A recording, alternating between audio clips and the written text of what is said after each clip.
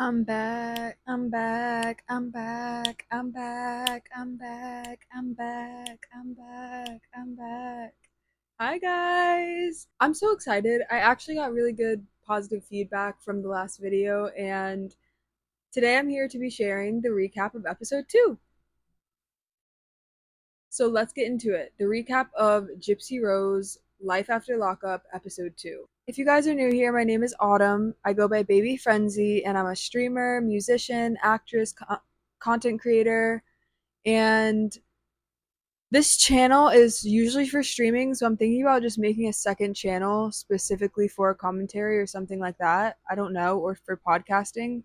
But yeah, so welcome if you're new here.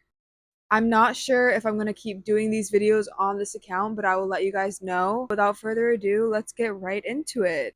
So the second episode starts off with Gypsy crying because the parole officers are calling saying she needs to head back to Missouri, and she feels like she's still controlled. She's basically saying like she doesn't want the parole officers getting upset with her, feeling like she's argumentative and sending her back, right?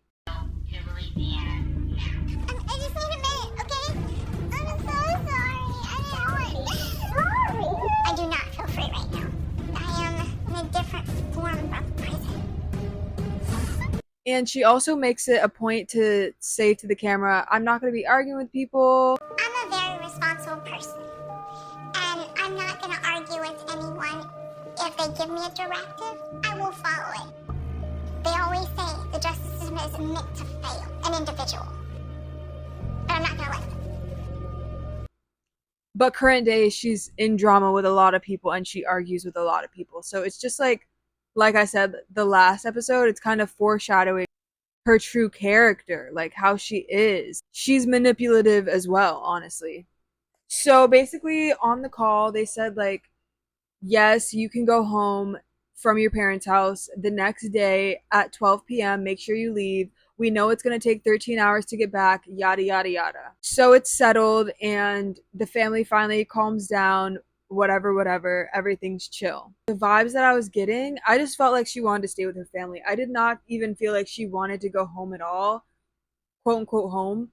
I didn't even feel like she wanted to be with Ryan alone. Like, I just felt like she wanted to be with her actual dad and her stepmom and just people that actually knew her in real life, even though like she was separated from her dad because they were estranged from her mom, whatever, right? I just felt like she didn't want to go home. So the next scene, Gypsy's sister, her half sister, asks her like, "Oh, how'd you sleep? Whatever." And she literally tells them, "I consummated the marriage." So what'd you do last night? Was the bed comfy? The bed was comfy, and it was so nice. It was so nice. We consummated our marriage. Oh my god, bro. Oh, hell no, man. What the fuck, man?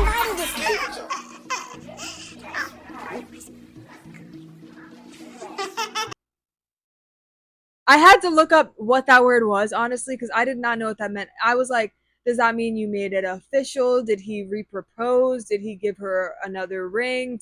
Was it a promise or something? Consummated means you have the first sexual act in your marriage, bro.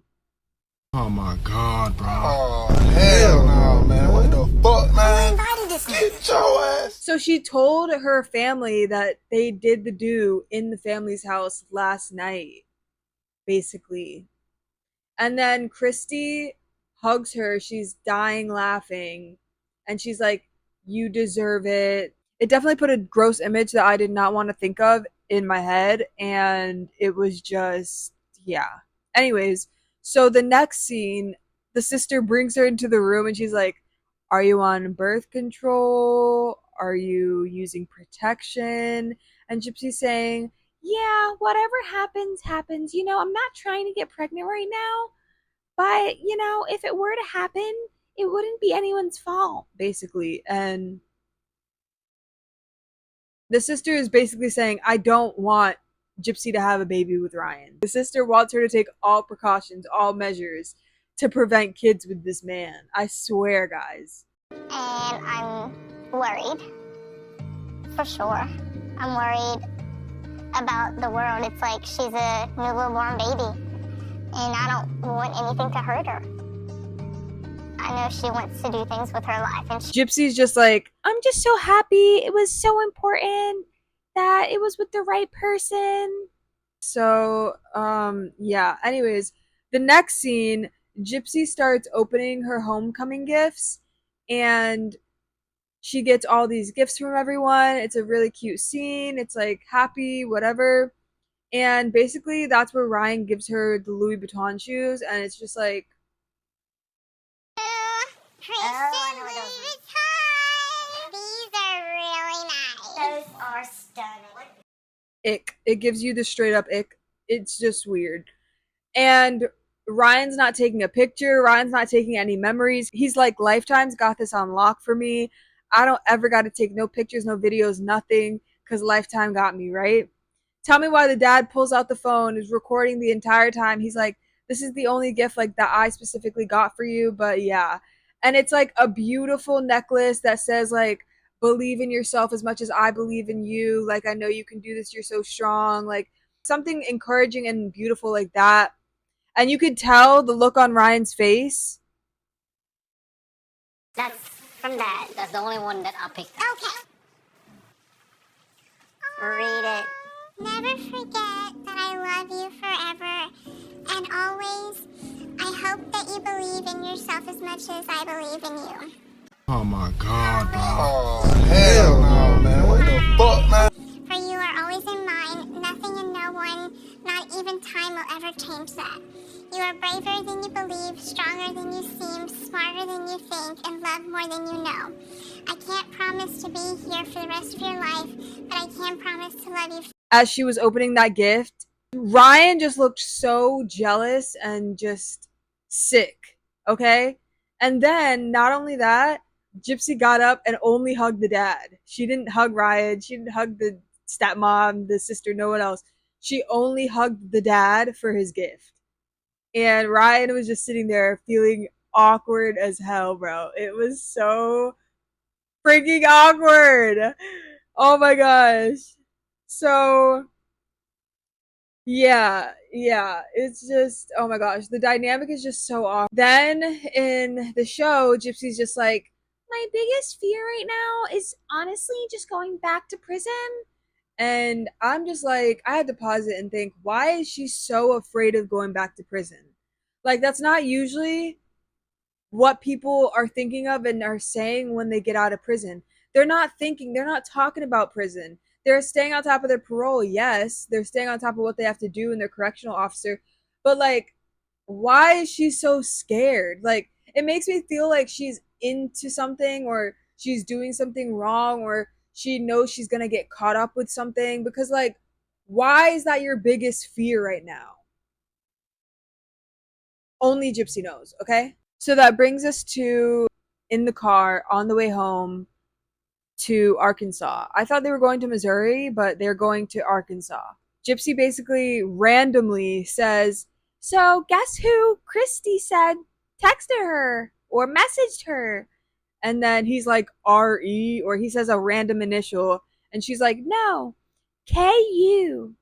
And in my head, I'm like, Ken Erkman! Ken! Like, bro. I'm just like, bro. And he's like, oh gosh, what'd he say? And then she's like, he said he's so happy that I'm home and he's so glad. And then Ryan's like, well, too bad, buddy. You missed your train. You missed the stop on the train. just some corny stuff like that. And I'm just like, and then Gypsy says his real name. She's like, Ken this, Ken that. And I'm just like, but I thought you were over all your exes. Like, I thought you said in the last episode, none of your exes understood you like Ryan does, and none of them love you like Ryan does, and none of them see you like Ryan does. So why are you even bringing up Ken at all? That's kind of spiteful in my eyes. This was a man that you said you were married to and was your first relationship before Ryan. Like she counted Nick out. She just 100% counted Nick out, but said that Ken was her first love basically, and she tried to marry him, and then he made every excuse in the book to just not marry her. Clock it, Autumn, take it. So why are you bringing Clock it, him Autumn. up? You know? Why would Christy say that to Gypsy? That's what I was thinking too. I was like, Gypsy, she's married to a new man. He's literally there, like Ryan's in the house. So she's basically like talking behind Ryan's back and like being shady and talking about an ex with Gypsy behind Ryan's back, behind her husband's back. Like that's just so shady and weird to me. No? Anyone else? Anyone else get that vibe? Or is it just me? Okay. Then they get to Arkansas. They finally get to their little apartment, or Ryan's apartment, where Gypsy's gonna stay. And Gypsy's unpacking her stuff. They're in the room. She's saying, "Which drawers are mine?" And he's like, "Honey, if you want the whole thing, you can have it." Gypsy's narrating, and she's also saying like that her dad was skeptical about Ryan, and that the family basically thinks that she's more safe coming home to them, you know?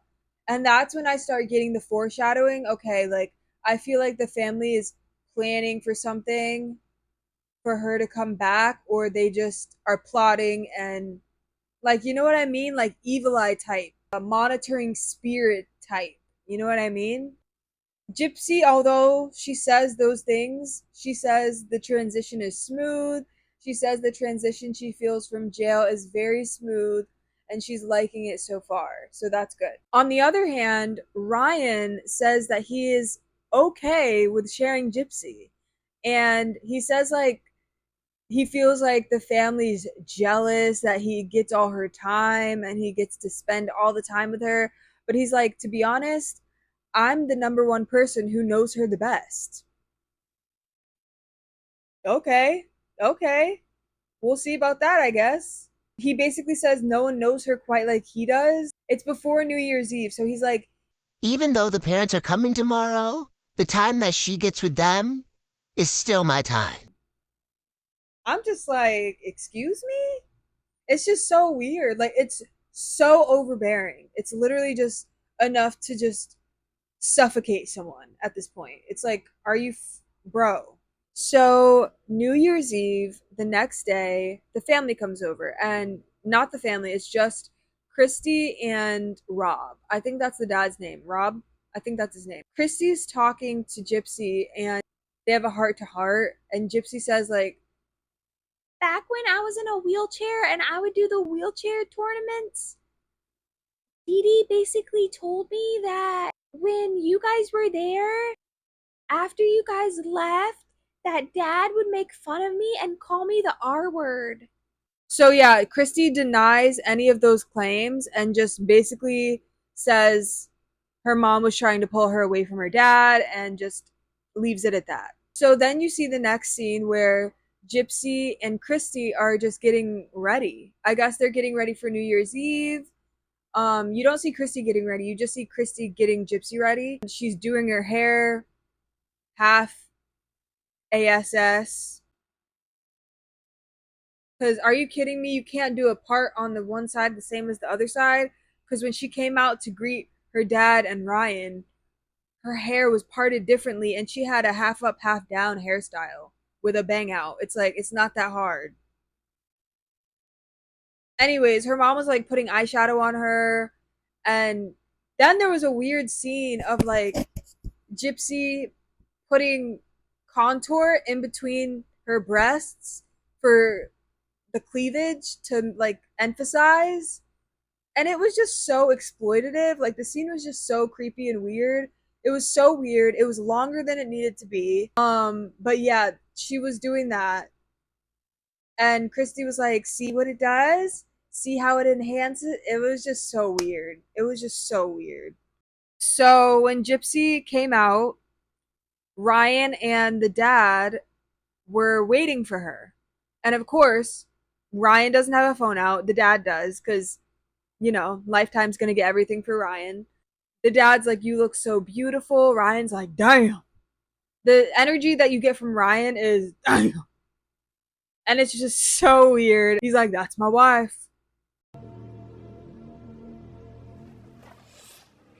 Oh, wow. Gorgeous. Sparkly. Gypsy Rose Blanchard Anderson. Lovely. Look beautiful. How do I look? Oh my gosh. That's my wife. I Right know, this is your wife. That is your wife. What you gonna do about it? Ugh. And basically, Gypsy has her first dance, I think, ever in her life with her dad. And it's cute, whatever. The stepmom is like crying. And I guess the dad has a voiceover and it's like, oh, I never thought that I'd be doing this, let alone without her being in a wheelchair. It's just like, bro, like, it's just so weird.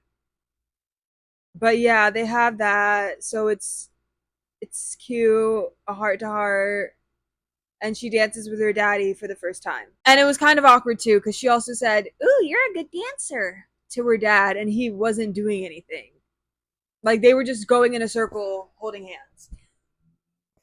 So it wasn't like the dad was really dancing or doing anything. Like, he didn't do anything. He didn't step on her toe, if that's what being a good dancer is, but like, okay.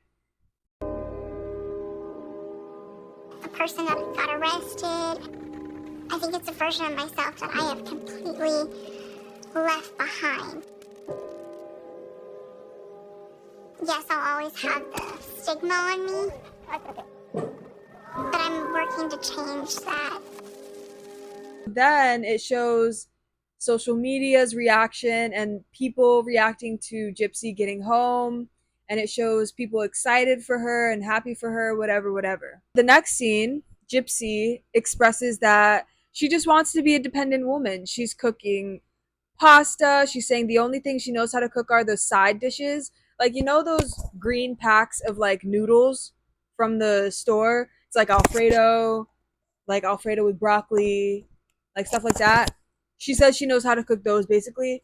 And she says she doesn't want to be dependent on Ryan because that's what she was for her mom for 23 years. It even made me think of the time when her mom lied about her age to her. She didn't even know her real age for the longest time.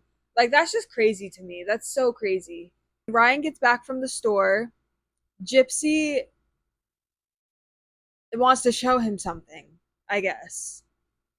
Gypsy's in the kitchen making a rack, okay, which is a prison drink, which is supposed to be like an energy drink that's similar to Red Bull, but not, because it's Jolly Ranchers, coffee, juice, soda, just a disgusting mix of things made into a concoction called a rack, okay? And she gets Ryan to drink this. For you to come in here so I can show you. Want to show me what? How to make a nasty rack? Yeah. When I was still in prison, I told them about a favorite drink of mine. It's instant coffee with a soda for flavor. You crush up some Jolly Ranchers, add that to it. You mix it all together and also juice. And then you serve it over ice. And we call it a rack. So how often would you drink this? I drink it like every other day or so. Or at least twice a week. So look how thick that is. Because You don't cook, but you do this. And he drinks it. He says it's disgusting. And she's like, so good. this is all. Oh, so it's done? Yeah, it's done. That's all it is. Pour it. You Uh, might not like it because it's coffee. I can tell you right now, I'm not gonna lie. Did you see that chunk of just laying on top? Jolly Rancher is flavor. You really expect me to drink this? Things you do for love. Cheers. Love you.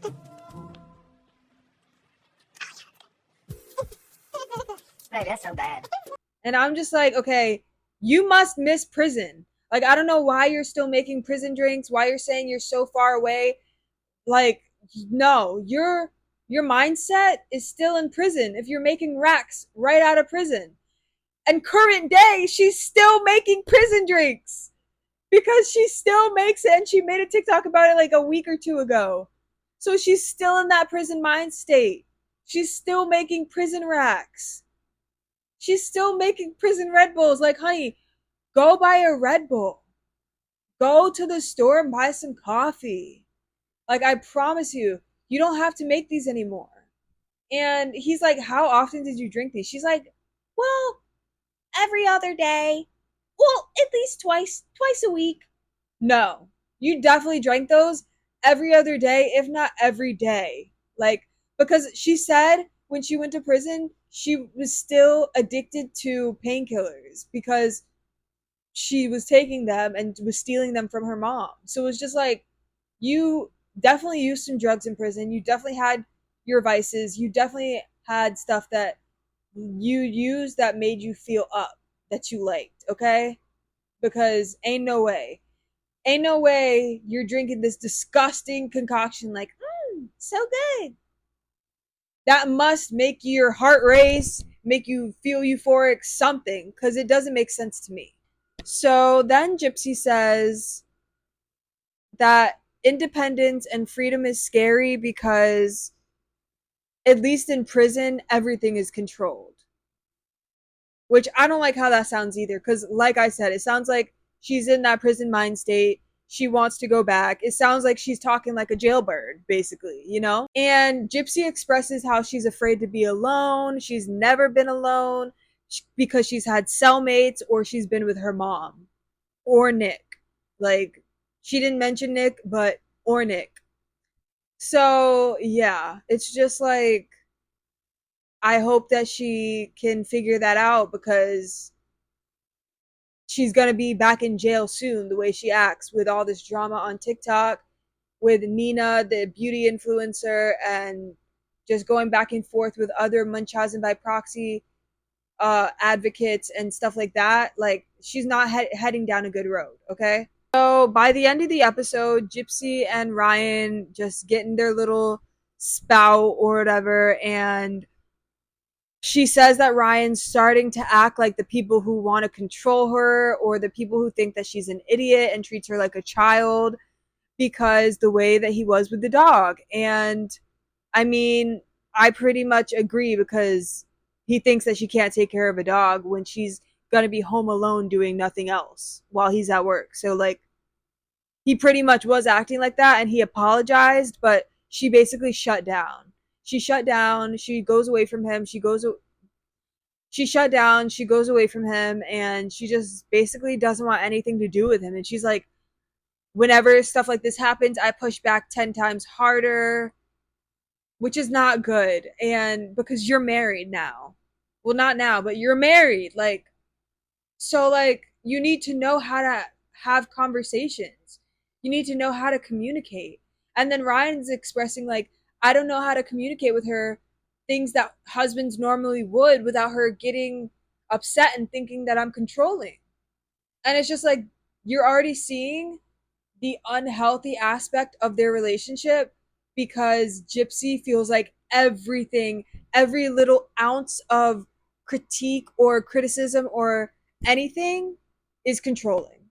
And that's just not a way to live. And I don't know what to say to that. Like, I don't know how she's gonna have any partners if she thinks that everything that they say or everything that they suggest is controlling. Like, I don't know. It's not going to be a good road for her. And I'm wishing nothing but the best. I'd never wish anything bad on anyone. I'm just saying, like, this is literally foreshadowing the future. And you can just tell why they're not together now. Like, they were just not meant to be together. He was infatuated from prison and she got out and it wasn't what it was. And that's just what it is. So, yeah, I am going to play Red Dead Redemption for my stream. If you guys are here from my stream, I love you guys. I love you, besties. If you guys like the video, please like, share, subscribe. Make sure you turn on that notification bell so you can get notified when I post, because I will be posting the next episode, episode 3, tomorrow or the next day, the recap. And yeah, let me know what you guys think in the comments because I just want to know, are you guys on the same page with me? Because I feel crazy. Like, and I've also seen other people recapping and they're not saying the same things as me. They're not mentioning everything like I am. but I'm not sugarcoating anything. Like, I'm just being real. So I want to know your guys' thoughts and opinions down below, and I will see you guys in the next video.